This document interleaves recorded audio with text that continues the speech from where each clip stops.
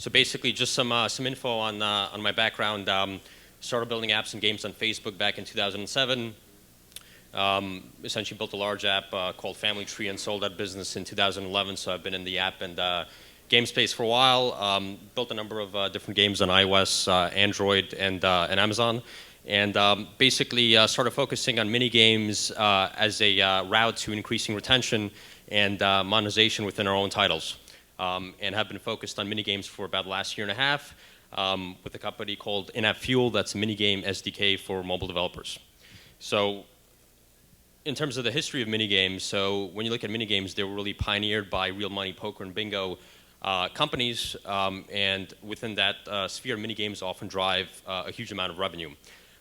So we've got a screenshot, as you could see, of a poker game, and you've got the ability to play things like slots and roulette while you're playing poker. We also see that mini games are making their way into mobile. When you look at games like Bejeweled and Zynga Poker and The Simpsons, you'll see that some of the top in-app purchases for those games correspond to mini games. And we're going to go through some examples of how those mini games work. In terms of why mini games are useful on mobile, a few different reasons. So first of all, on the in-app purchase side, we've got some screenshots of the top in-app purchases for games like Bejeweled Blitz and Zynga Poker, which are top grossing games, obviously drive a significant amount of revenue. So as you can see for Bejeweled Blitz, 4 out of the top 10 in-app purchases correspond to buying packs of spins within their slot minigame. Similarly for Zynga Poker, you can see that their top in-app purchase is for a pack of scratchers within their game. And Fruit Pop is a game on iOS where we power the mini games for that product. 3 out of the top 10 in-app purchases correspond to the slot machine that we power for Fruit Pop. Along with the in-app purchase benefits of mini games, there's a big retention component. So essentially, you could use mini games to drive users back into your products. Here we've got some examples of notifications that get sent by applications to drive users back into their products. So you could see they alert users as to things like free daily spins and other interactions that can occur on a daily basis where a user can engage and earn some amount of currency through the mini games that these products have. So we're going to talk about a number of different mini game types. And then after that, we'll talk about some of the best practices for those mini games. And beyond that, at In-App Fuel, we power a network of different mini games across a number of properties. So we'll talk about some of the metrics that we see within our own mini games in terms of things like CPMs and retention and some of the other metrics that we're able to drive for mobile developers. So the 4 different types of mini games that we're going to talk about are slots, scratch-offs, roulette or wheel mechanics, and high-low, along with some other types of games. So in terms of minigame types, let's talk about slots. This is a minigame that we power for a game called Fruit Pop. As you can see, it's a slot machine that's customized for their look and feel. Basically, the reels are comprised of fruit simples, which is the primary thing that the game centers around. We typically have 5 price points ranging from 99 cents to $30, and we'll talk about some of the benefits of having multiple price points as part of the minigame. Typically, there's a certain number of free interactions over a given time period within these minigames. As we showed you before, there are things like notifications that you could send out to drive users back into the product. So in our case, we typically have a free daily spin, although you could have any number of free interactions, 2 free spins every day, 3 free spins every day, etc. Typically, minigames can be triggered in any number of ways. Normally, there's a button within the actual product that triggers the minigame. But similar to how you would set up ad network units, you could create any number of zones that then also trigger those minigames. So here we have a minigame within a game called Bejeweled Blitz. And as we showed you in the prior screenshot, it's one of their top in-app purchases. So this particular minigame drives a significant amount of revenue. For Bejeweled, they've got 5 different spin packs ranging from 99 cents to $10. Again, a free daily spin, and on a daily basis, they send out an app-to-user notification that drives people back into the product and allows you to spin. They have a button within the product that triggers the minigame, and as I mentioned, they use the daily notification send. Here we've got a minigame that's found within Zynga Poker. As you can see, a similar kind of slot mechanic. In this case, instead of buying spins directly, you're paying for hard currency in the form of gold, which then translates into spins. 6 different price points ranging from $2 all the way up to $50, and we'll talk about some of the significant aspects of having the higher price points in place. Again, a free daily spin. Zynga Poker has a whole menu of different mini games, so they've got things like slots, scratchers, high-low, and a number of different mini game mechanics within their product. Moving on to another type of mini game, we've got scratch-offs. This is a scratch-off mechanic that we power for a poker game called 5-0 Poker on iOS. Fully customizable for their look and feel, so they've got a fairly standard green kind of look and feel because the rest of their app is primarily green. Typically, a common mechanic for scratch-offs is the ability to scratch and match 3 numbers and basically winning the amount of currency that's shown for those 3 matching numbers. Similar to our slot mechanic, we've got 5 different price points ranging from 99 cents all the way up to $30. Again, similar to the slot, there's a free daily component here. You're trying to drive people back to your product on a daily basis, and so sending things like notifications obviously it goes a long way in terms of accomplishing that purpose. Also triggered from things like button taps and creating zones within the application. We'll talk about some of the different zones that you could create to optimize revenue for these mini games. Here we've got another type of scratch-off mini game for Zynga Poker and for The Simpsons. As you could see based on the Simpsons screenshot, mini games like this appeal not only to casino-type properties, but also to casual games. And as you can see here, it's skinned for their cartoon-like look and feel. Here they've got basically a single price point of 99 cents for a pack of 5 scratch-offs in both products. Moving on to another kind of mechanic is the wheel mechanic. Here we've got a game called Titan's Way on iOS. Basically, within this game, you purchase hard currency, ranging in price points from $5 all the way up to $100. So fairly high price points, and then you have the ability to win soft currency within the game. So an interesting kind of mechanic. Another type of wheel mechanic within Supercell's Heyday. Here it's basically a currency sync for their soft currency with the ability to purchase spins for additional currency. Again, a free daily spin mechanic in order to drive users back into their product. And the rewards here, instead of currency, are basically in-game products. So a slightly different kind of mechanic, but as you could see, you could obviously see some of the common themes in terms of the way that a user is able to purchase spins and what a user is able to win within these minigame products. A fourth type of mechanic is high-low. You could find it within games like Zynga Poker. So you could see here they've got a progress bar where basically you've got certain checkpoints as well as a grand prize. If those checkpoints are not reached, all of your winnings are lost. Here there are 7 price points ranging from 99 cents all the way up to $100. Again, so a meaningful amount of revenue is comprised from the higher price points. And here you basically purchase soft currency in order to engage with their minigame. Other potential types of minigames that we've not seen much of but we're currently working on internally are things like carnival type games. So you can imagine things like darts, ring toss, the ability to knock bottles down, a shell type game. So really any game of chance can be converted into a minigame mechanic, and we think that there are opportunities within carnival type games like this. So now we'll talk about some of the best practices that we've seen in terms of operating a network of minigames that spans multiple apps and games. So on the pricing side, a meaningful amount of revenue is comprised from higher price points. And so for us, we see over 30% of our partner developers' revenue comprised of price points above the $10 mark. So encourage folks who look at minigames to focus on those higher price points and to have the ability for users to choose those packs. Increasing retention in terms of notification sends is a crucial component. You obviously need to drive people back into your product in order to increase 1-day retention, 7-day retention, et cetera. We've seen notifications that correspond to minigames to be very effective in the sense that a user comes back, has the benefit of winning some amount of virtual currency, obviously deriving some value, and then the ability to spend on IPs, so both a retention and revenue component. In terms of ways to trigger minigames, we've seen benefits from triggering minigames in certain parts of the flow.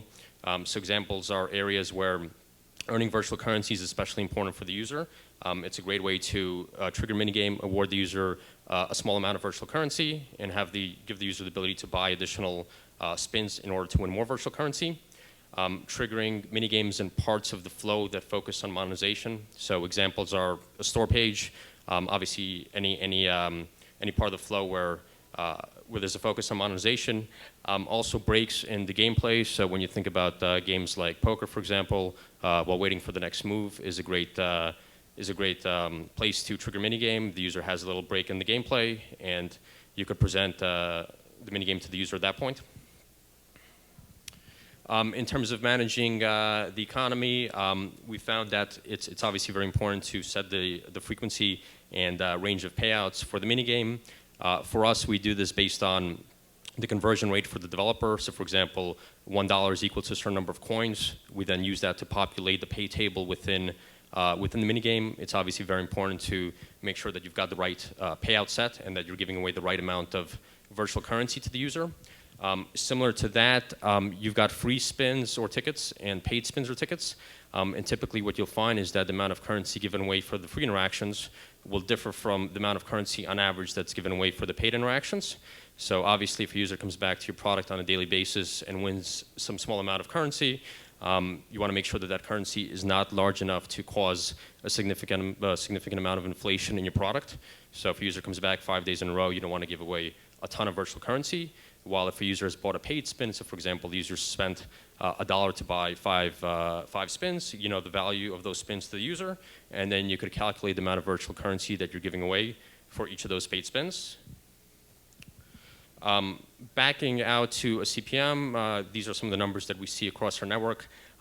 There's a fairly broad range of CPMs that you back out to depending on the type of application that you work with. So for casino type properties, blackjack, poker, when we back out to CPM for slots, it'll go as high as over $60 on a CPM basis. For games where there's not a ton that you could do with your virtual currency, the CPM will be a fraction of that. On average for slots, we see about a $6 CPM. For scratch-offs, we see about $4.25. So meaningful numbers. In terms of the lift in in-app purchases after minigames are introduced, our developers typically see anywhere from a 15 to 30% lift. So again, minigames contribute a meaningful amount of in-app purchase revenue to these products. Obviously, the stronger the virtual currency and the more users can spend that currency on, the more benefit there is to buying packs of spins and tickets, and the higher the lift in in-app purchase monetization from minigames. In terms of engagement, we've got some of the numbers that we see just in terms of completions of spins and tickets. So, you know, if you compare this to the average click-through rate on an ad, it's many times higher. So on slots, when a slot is shown, even when it's shown as a pop-up, on average, 65% of users will engage with that slot. For blackjack and poker properties, those numbers are extremely high. So you'll see, you know, close to 100% of users engaged with minigames. For scratch-offs, the engagement percentage is similar. About 60% of individuals who have the ability to scratch a ticket will do so. So again, you know, comparing it to 3, 4, 5% click-through rate on an ad unit, very substantial numbers. Obviously, there's an added benefit of keeping users in your product as well, unlike an ad unit where you tap through and you go somewhere else. On a minigame, within a minigame, users stay in your product. We've also seen a benefit to featuring multiple types of minigames. So we have a number of partners who feature both slots and scratch-offs within the same property. On average, we see about 15% of sales are derived from both minigames. So there's a substantial revenue impact on having multiple types of minigames. When you look at Zynga Poker, for example, they'll have a slot, scratch-off, high-low, and a few other types of minigames. So there's a big benefit there. In terms of legalities, we're often asked about the legal implications of minigames, given that there's a chance mechanic. Since minigames typically tie into your existing virtual currency, and that currency typically has no cash value, there aren't any legal concerns on the gambling side. So one thing to remember is that for gambling to exist, you have to have prize plus consideration plus chance. And so if that prize is not present, there are no issues in terms of gambling. one other thing to note is in cases where there's no consideration paid for the interaction, so for example, if it's a free spin or a free ticket, you could also potentially award a monetary prize. So one of the things that we're thinking about is rolling out a prize for free spins across the network. So for example, 5 free spins a day will win a certain amount of certain amount of real value. Again, because those spins are not paid, they're free interactions, and so you're able to award something of real value in exchange for that interaction. So in terms of conclusions, highly recommend looking at minigames as both the monetization and the retention benefit for your products. A number of different moving parts, as we discussed, in terms of what happens off of free spins and free interactions, in terms of payouts, what happens in terms of paid interactions, obviously things like pay tables and what is the range of outcomes, what is the frequency for each potential payout. Things like pricing in terms of what is the range of pricing that you offer within your minigames. We highly recommend having some of those higher price points because they contribute a disproportionately large percentage of revenue. Best practices to consider that we discussed just in terms of how and where the minigames are triggered. We recommend having multiple zones and trigger minigames in certain parts of the flow. As I mentioned, places like the store page, places where the user has a break in the gameplay. Things like notification sends, obviously, in terms of driving users back, hitting them with some amount of free virtual currency, and then the ability to interact with the mini games and earn more virtual currency, and obviously managing the economy in terms of payouts for free versus paid. As I mentioned, we at NFFuel focus on doing all of the heavy lifting for mobile game developers by offering an SDK that developers can integrate without doing all of this themselves. In terms of my contact info, just my name, Ilya at nffuel.com, and you can find the presentation at nffuel.com/casualconnect 2014. And we'd love to explore partnership opportunities with any of the folks in the audience. Thanks for your time.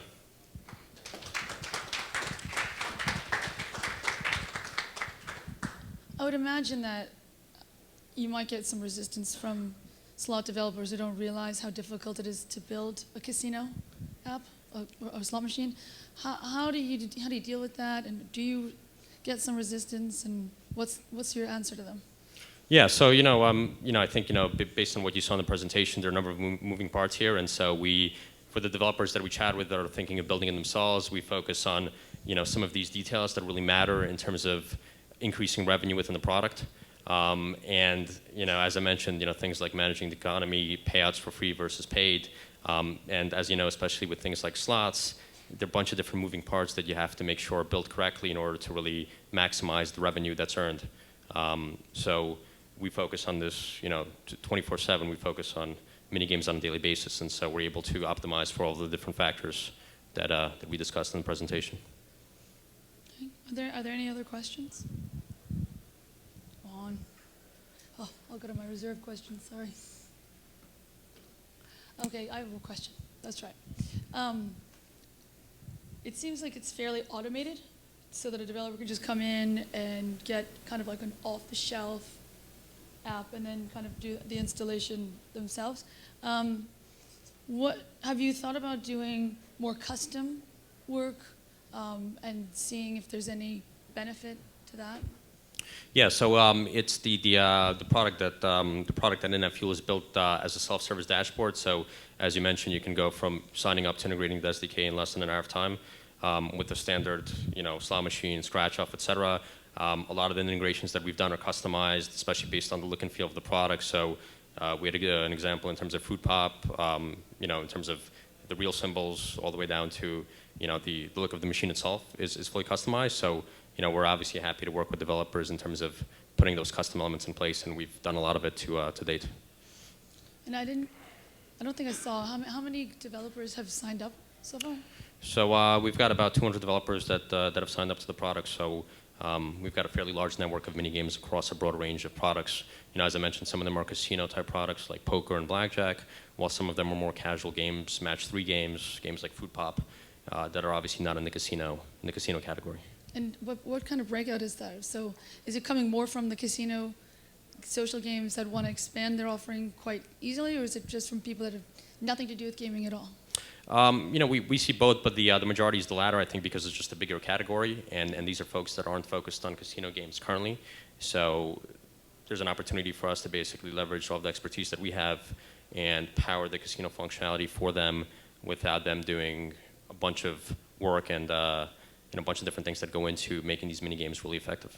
And one of the big trends in social casino has been the use of branded slots, like Zanga launching Hit It Rich, where they've got a ton of well-known brands. Is that something that you guys are considering?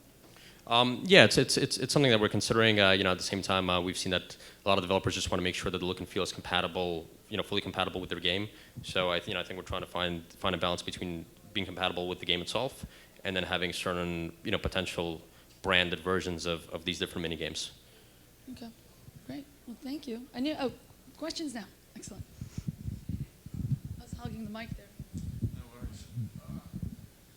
Thank you for sharing the percentages about the likelihood of people to engage with the various mini games when they come up. Do you have any other statistics or case studies that you can share with us as to the actual improvement in perhaps individual game performance before and then after introducing the mini games? So we've got a white paper at nfl.com where we walk through some more detailed numbers. Typically, we try to share numbers within the network versus individual developers. Just because a lot of these guys are kind of focused on keeping their numbers proprietary to themselves. But yeah, there's a white paper on NFFuel where we kind of walk through a few case studies and some of the impacts, in terms of retention and monetization. Fantastic. Thank you. Thank you. Any other questions? Oh. I think there's one up front.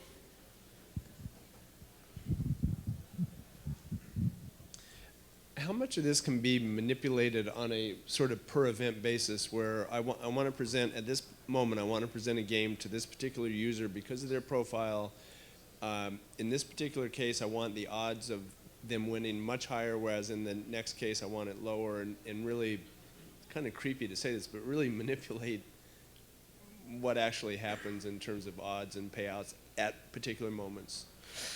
Yeah, good question. So currently we try to keep, I guess for lack of a better word, try to keep these games fair in terms of basically having the same set of payouts and odds across the user base. In terms of sort of showing the mini games at different points in the flow, it's set up similar to, we built our product similar to an ad network where you could create any number of zones and trigger those zones in different parts of the flow. But in terms of the payouts, each user will basically have the same set of payouts. I mean, it's certainly something we're considering, in terms of what you mentioned and kind of being able to segment people and having different outcomes for different users. But just in terms of fairness, for now, we have not gone down that path. At the risk of sounding like a real sleazy guy, I just want to understand theoretically, if we say, okay, it's time to show a Zone 3 scratcher, and we've set up Zone 3 to be a certain payout level. I mean, one way we could kind of get around this and show get different users to different payouts is to just say, well, no, this time I want to show a Zone 5 scratcher. Yeah, in theory you can. I mean, so typically for most of our developer partners, we control all of the payouts based on the conversion rate and some other factors that they input. And so regardless of the zone, you'll have the same mini game, and so. Okay. The zone will just indicate where in the flow it's displayed, store page versus a certain event versus a certain level, rather than a different set of payouts. As I said, it's something I certainly know where you're coming from, and it's something that we've considered, just haven't gone down that path currently. Any other questions? Okay. Well, I think you're off the hook. Thank you. Thank you. Thanks, guys. Appreciate it.